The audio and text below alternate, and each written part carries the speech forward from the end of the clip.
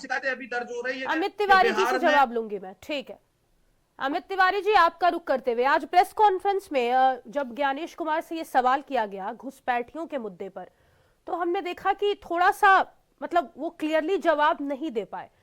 अब मैं आपसे ये पूछना चाहूंगी, घुसपैठिए का अगर मुद्दा जब खड़ा होता है तो भारतीय जनता पार्टी का क्या रुख है इस पे? अभी तक घुसपैठियों के बिहार में एसआईआर की प्रक्रिया हुई तो ये साफ तौर पर सामने आंकड़ा निकल के नहीं आया कि कितने घुसपैठियों को निकाला गया या कितने घुसपैठी वहां पर थे। इन तमाम सवालों का जवाब अभी भी पेंडिंग है अमित तिवारी जी, और साथ ही आप जरा गुफरान अंसारी की भी सवालों का जवाब दीजिएगा। फातिमा जी, सर्वप्रथम तो आज आस्था का महापर्व, सूर्य उपासना का महापर्व, छठ पूजा का पर्व है। इसके लिए आपको, आपके माध्यम से आपके दर्शकों को और पैनल में मौजूद सभी पैनलिस्ट को बहुत बहुत शुभकामनाएं। देखिए, पहले आता हूं मैं गुफरान जी की बातों पर। गुफरान जी की बातों से उनकी कांग्रेस पार्टी की जो इमरजेंसी की जो मानसिकता है, जो डिक्टेटरशिप की मानसिकता है, आपने देखा उन्होंने क्या कहा। उन्होंने कहा कि क्या जल्दी थी इतनी जल्दी फिर से एसआईआर करने की दूसरे राज्यों में। तो इलेक्शन कमीशन की ये कार्य पद्धति को तय करने का काम करते हैं, इलेक्शन कमीशन की ये कार्य प्रणाली को डिक्टेट करने का काम करते हैं, क्योंकि वो एक स्वतंत्र संस्था है भाई, आप इस चीज को समझिए। और बीएलओ एक स्टेट में अलग होते हैं, दूसरे स्टेट में अलग होते हैं, तो इसमें किसी भी अफसरों की कोई भी तबादला या किसी भी को भी ओवरलैपिंग की यहाँ पर वो आवश्यकता नहीं पड़ती है। दूसरी बात, इन्होंने देखिए जो महागठबंधन है बिहार में 2 यात्राएं निकालता है। एक वोट अधिकार यात्रा तेजस्वी लेकर निकलते हैं, वोट चोरी यात्रा राहुल गांधी लेकर निकलते हैं। राहुल गांधी जी ने तो 2-3 एटम बॉम्ब या हाइड्रोजन बॉम्ब कुछ फोड़ने का प्रयास भी किया, जो कि फुस हो गया, फूटा नहीं, वो एक अलग मुद्दा है। दूसरी बात, क्या वोट चोरी का जो मुद्दा इन्होंने उठाया, क्या बिहार में आज धरातल पर दिख रहा है? नहीं दिख रहा है, क्योंकि वोट चोरी कोई मुद्दा है ही नहीं। फातिमा जी, मैं सिंपल सा सवाल आपके माध्यम से आपके दर्शकों से पूछना चाहता हूं कि क्या वोटर लिस्ट में इसी देश के नागरिक होने चाहिए या नहीं होने चाहिए? वोटर लिस्ट की शुचिता सुनिश्चित करनी चाहिए या नहीं करनी चाहिए? तो जब ये जरूरी है तो ये की एक सामान्य प्रक्रिया है। आप देखिए, 1991 से लेकर 2004 तक 8 बार ये एसआईआर की प्रक्रिया चली है।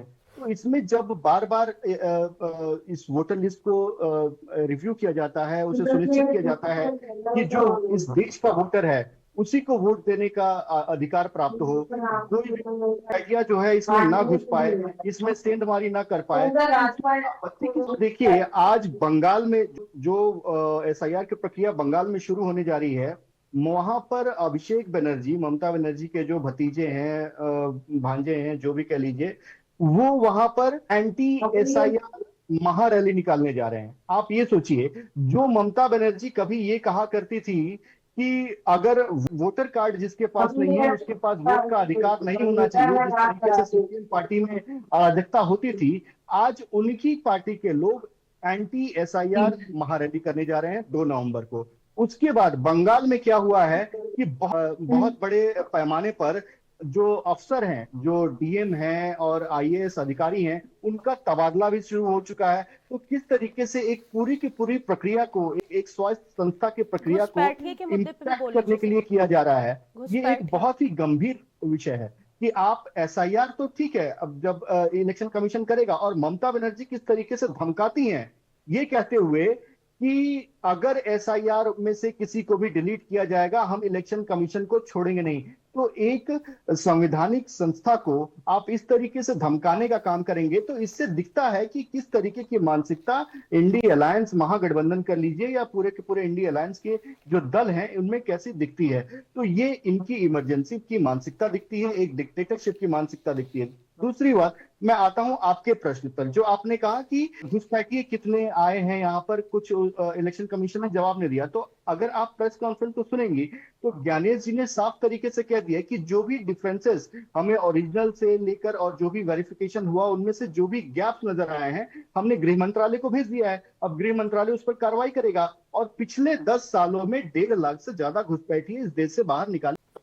फातिमा जी, देखिए, गृह मंत्रालय ने पिछले अगर साल में देखेंगे तो बहुत सारे बदलाव किए हैं ऑन पॉलिसी टर्म्स। मैं आपको कुछ उदाहरण देना चाहता हूं। मई 2025 में पुश बैक पॉलिसी लाया गया। कि अगर कोई घुसपैठिया सरहद पे अगर पकड़ा जाता है तो पहले क्या होती थी कि गिरफ्तारी होती थी, फिर उसकी पूछताछ होती थी और एक एक प्रक्रिया चलती थी, उसके बाद उसको डिपोर्ट किया जाता था। अब पुश बैक पॉलिसी के तहत क्या होता है कि अगर पकड़ा गया उसको उसी समय तुरंत पीछे धकेल दो। दूसरी बात, सितंबर 2025 में इमिग्रेंट एक्ट 1950 का एसओपी बदला गया। और अभी आपने देखा होगा अक्टूबर में ही अमित शाह जी ने एक कॉन्क्लेव में ये कहा 3D पॉलिसी की बात की, जिसमें डिटेक्ट, डिलीट और डिपोर्ट की बात की। तो एसआईआर के माध्यम से उनका डिटेक्शन तो ठीक है हो गया, वो मंत्रालय के पास चला गया। उनके जो डॉक्यूमेंट्स हैं उनको भी डिलीट किया जाएगा। अगर उन्होंने कुछ आधार कार्ड बना लिया है, वोटर कार्ड बना लिया है, राशन कार्ड बना लिया, उनके सारे डिजिटल फुटप्रिंट्स को भारत से हटाया जाएगा और फिर उनको डिपोर्ट भी किया जाएगा। इसका भी प्रमाण आपको बहुत जल्द देखने को मिल जाएगा। बहुत अग्रेसिवली इस पर काम चल रहा है। दूसरी बात, जाकिया जी मेरी छोटी बहन है, उन्होंने क्या कहा कि एसआईआर में गड़बड़ियां हो रही हैं, हमें तो संतुष्टि नहीं मिल रही है। मैं उनकी जानकारी के लिए बता दूं कि बिहार की जो एसआईआर की प्रक्रिया थी वो सुप्रीम कोर्ट के दिशा निर्देशों पे हो रही थी, उनके गाइडेंस में हो रही थी।